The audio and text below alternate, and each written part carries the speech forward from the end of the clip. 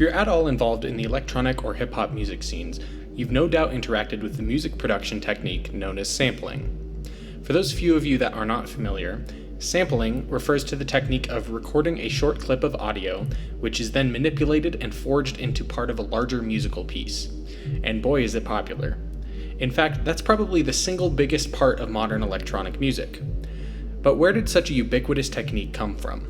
Well, the first people to use this technique as a large part of their music were the visionary Jamaican dub producers. From here, these techniques were carried across the world by the Jamaican diaspora, reshaping the face of music as we know it. Dub is a genre of Jamaican music that has influenced nearly every single form of music that we currently enjoy, from EDM to punk to ambient music.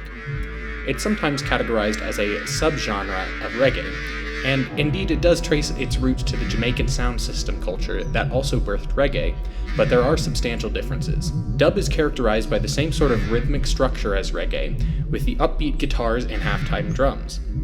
Originally, these were doubles of existing reggae songs with the vocals removed, but later would be deliberately composed of existing reggae songs with no vocals.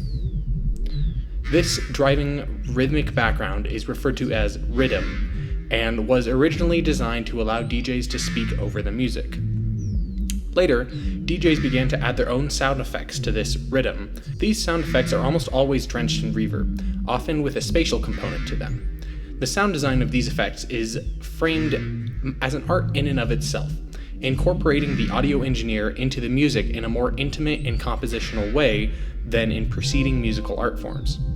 One could make the argument that dub artists were the first music producers in the modern sense. Jamaica in the mid-1900s was an incredible place to be in terms of musical culture.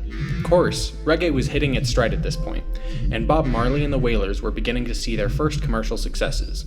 Sound system culture was flourishing on the island. But where did it come from? Well, it emerged in the 1940s, with DJs being hired for street and house parties to play Black American music, such as R&B, and in particular the Southern Shuffle Blues from the likes of Fats Domino and other prominent Southern artists. This grew into a cottage industry, offering Jamaicans a stable industry in the relatively unstable economic climate of the island at the time. DJs such as Prince Buster and Duke Reed sprouted up all over the island, beginning to create their own custom sound systems and eventually their own music. The sound of the American South began to migrate to Jamaica, and it morphed as it did so. Out of this came reggae, spurred on by the Jamaican taste for their own new music. As the scene developed, the close-knit sound system culture began to become interactive through the development of practice known as toasting. Toasting was the practice of speaking or chanting over an instrumental vocalless track.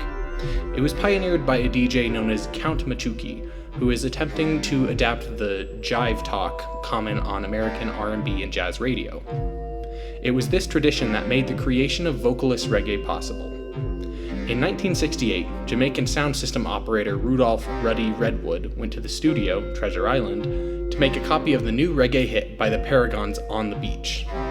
The engineer, Byron Smith, accidentally left off the vocal track, but Ruddy Redwood decided to keep the dub plate as it was. This left space in the music for him to do more toasting, and it became a popular component of his sets. From here, vocalist reggae was up and running, and DJs across Jamaica were engineering their own vocalist reggae. In 1970, Derek Harriott and the Crystalites released the first all-instrumental reggae album by the name of The Undertaker. Now, at this point, dub was really more of a subgenre of reggae than anything else, as the vocalist tracks had yet to have the eerie, reverb-soaked sound design that characterizes the genre today. This would be added in 1973 by the artists Lee Scratch Perry and the Aquarius studio team composed of Herman Chin Loy and Errol Thompson. They did this on the release of Blackboard Jungle Dub by the Upsetters. This was the first album of strictly dub with no vocal reggae at all, and includes much of the production that would become a staple of the genre.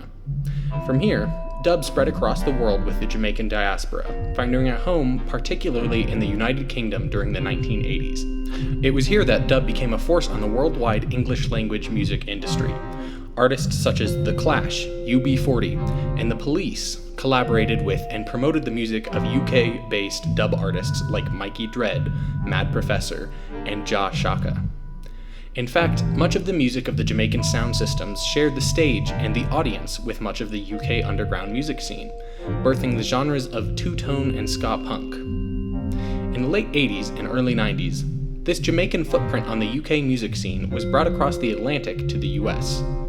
And in 1987, Seattle-based Soundgarden released a dub version alongside a more traditional rock cover of the Ohio Players' song, Fop. In Washington, D.C., Rasta punk band Bad Brains was at the peak of their career, and the American punk rock scene was embracing the Jamaican sound with open arms, just as their British counterparts did before them. Major punk bands like Rancid and NoFX began to incorporate the Jamaican sound into their music, and a new form of popular music, heavily influenced by reggae and dub, was arriving in Southern California, pioneered by the likes of Sublime, RX Bandits, No Doubt, and Save Ferris. Back in England, the shoegaze bands Ride and Slowdive were experimenting with dub on their songs King Bullshit and Souvlaki Space Station. The post-punk band Bauhaus was doing their best to imitate dub in their song Bela Lugosi's Dead. The electronic music scene in the UK was also beginning to incorporate dub characteristics, just as breakbeat hardcore was beginning to evolve. This was the perfect recipe for an explosion in musical creativity, forming a whole new world of dub-influenced music. Jungle, big beat, drum and bass, UK dubstep, grime, ambient, and trip-hop all incorporated their own elements of dub and the Jamaican sound system. In the UK, dub and its sibling reggae arrived just as the British people were looking for a new sound, incorporating itself nearly into the entirety of the British music culture. At this point, dub and reggae had conquered the English language music industry, bringing with it an entire new facet of the music industry.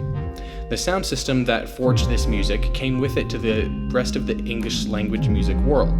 Recording engineers weren't just technicians that allowed musicians to record music, they were now a respected class of artists in their own right. Electronic music was revolutionized too.